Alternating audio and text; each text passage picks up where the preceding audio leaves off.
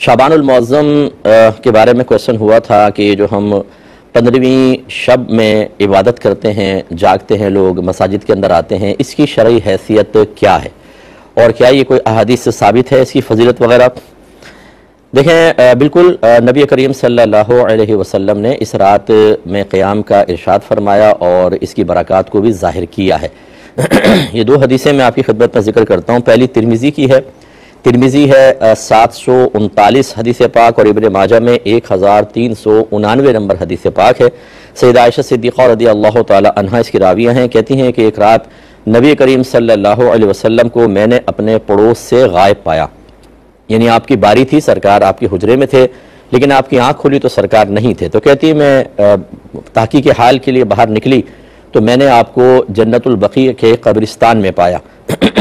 تو سرکار نے مجھے دیکھ کے فرمایا کہ اے عائشہ، کہ آپ اس بات کا خوف رکھتی ہیں کہ اللہ تبارک و تعالیٰ یا اس کے رسول آپ کے حق میں کوتاہی کریں گے، یعنی کہ آپ نے ایسا گمان کیا کہ میں کسی اور زوجہ کے پاس چلا جاؤں گا؟ تو سیدہ عائشہ نے بالکل واضح اور صاف اپنی گزارش کی کہ یا رسول اللہ، بے شک میں نے گمان کیا تھا کہ شاید آپ اپنی دیگر ازواج کے پاس تشریف لے گئے ہیں، یعنی اس غیرت نے مجھے ادھر تحقیق کے لیے باہر آنے پہ مجبور کیا۔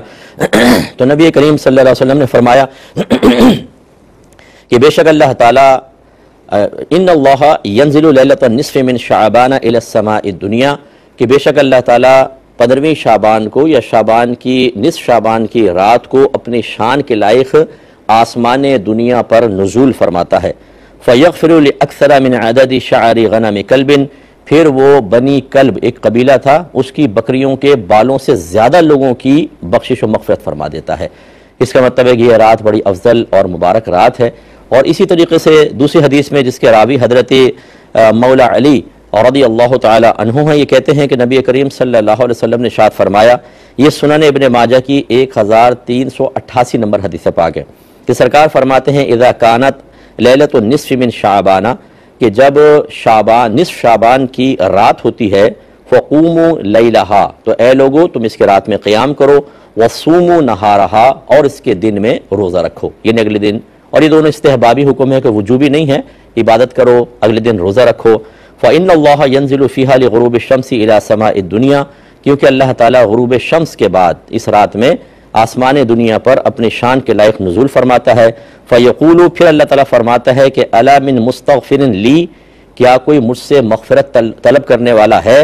فاغفر لہ، تو میں اس کی بخشش فرما دوں۔ الا مسترزق، ہے کوئی رزق طلب کرنے والا؟ فارزقہ، تو میں اس کو رزق عطا فرماؤں۔ الا مبتلا، کیا کوئی آزمائش میں مبتلا شخص ہے؟ فاعافیہ، تو میں اس کی بخشش فرما دوں۔ سرکار فرماتے ہیں کہ اللہ تعالیٰ ایسے ہی کہتا رہتا ہے حتی یطلع الفجر، یہاں تک کہ فجر طلوع ہو جاتی ہے۔ ان دونوں حدیثوں میں دیکھیں کہ نبی کریم نے اس رات میں بخشش و مغفرت کی بشارتیں بھی دی ہیں اور اللہ تبارک و تعالیٰ کی طرف سے انعامات کا ذکر بھی فرمایا ہے۔ تو اس لیے اس رات میں آپ عبادت کریں۔ بس یہاں ایک وضاحت میں کر دیتا ہوں کہ جب آپ یہ حدیثیں کسی کے سامنے بیان کریں گے تو وہ کہیں گے یہ ضعیف حدیثیں ہیں۔ بالکل میں بھی مانتا ہوں یہ ضعیف حدیثیں ہیں، لیکن یہ ذرا سمجھ لیجئے گا کہ ایک ضعیف حدیث ہوتی ہے، ایک موضوع ہوتی ہے۔ موضوع کہتے ہیں جھوٹی حدیث کو، اور ضعیف کہتے ہیں اس حدیث کو جو سرکار سے متصل ہوتی ہے، وہ سچی حدیث ہی ہوتی ہے، لیکن اس کے بیان کرنے والے جو راوی ہوتے ہیں، راویان حدیث، ان میں کچھ کمی ہوتی ہے۔ کسی کا حافظہ کمزور ہوتا ہے، کسی کا تقوی کم ہوتا ہے، لیکن وہ حدیث جھوٹی نہیں ہوتی، پہلی چیز یہ۔ اور دوسری بات یہ ہے کہ جو محدثین ہیں وہ خود یہ ارشاد فرماتے ہیں کہ ضعیف حدیث فضائل میں معتبر ہے، یعنی اس کا مطلب یہ ہے کہ ضعیف حدیث سے اگر کوئی فضیلت آپ ثابت کرنا چاہیں تو بالکل کر سکتے ہیں۔ میں معذرت کے ساتھ عرض کرتا ہوں، اگر کوئی سنیں تو بالکل اس کا مطلب آپ اس پہ غور و تفکر کر لیجئے گا۔ میں کوئی مناظرہ نہیں کرنا چاہتا خدا نخواستہ، کہ آپ بھی یہ بات پڑھتے ہیں کہ ضعیف حدیث فضائل میں معتبر ہے، پھر مطلقاً ان حدیثوں سے ثابت شدہ عمل کی نفی کرنا کیسا ہے؟ ایسا نہ ہو کہ یہ کہیں کہ ایسی کوئی رات ثابت نہیں ہے، یہ غلط ہے، اور میدان محشر میں نبی کریم یہ کویسچن کر لیں کہ میری حدیث کو رد کیوں کیا تھا؟ اگرچہ اس میں ضعف تھا، تمہیں کمزوری محسوس ہوئی راویوں کی وجہ سے، لیکن تم نے منع کیوں کیا امت کو اور مطلق انکار کیوں کیا؟ تو لہٰذا کیا جواب دیں گے؟ ایسی چیز جو حدیث سے ثابت ہے وہ تو سنت کہلاتی ہے، بدعت تو نہیں کہلاتی۔ تو ایک تو یہ ہے۔ دوسرا ایک اور جہت ہے، وہ یہ کہ کیا اجتماعی طور پہ اس عبادات اختیار کر سکتے ہیں؟ جیسے مساجد میں آ جائیں گے یہ وہ بعض لوگ کہتے ہیں کہ چلو ٹھیک ہے حدیثوں سے ثابت ہوا لیکن اپنے گھر میں عبادت کریں آپ مساجد میں آ جاتے ہیں وہاں پہ مجمع کثیر ہو جاتا ہے، یہ دکھائیں سرکار کے دور میں کہاں تھا۔ پہلی بات تو یہ کہ جب نبی کریم صلی اللہ علیہ وسلم کسی چیز کی فضیلت ذکر فرمائیں، میں دائرہ ادب میں رہ کے کویسچن کرتا ہوں تو کیا وہ یہ کہتے ہیں کہ اجتماع نہ کرنا بلکہ سنگل کرنا؟ بس کہاں لکھا ہے؟ نبی کریم نے تو نہیں فرمایا۔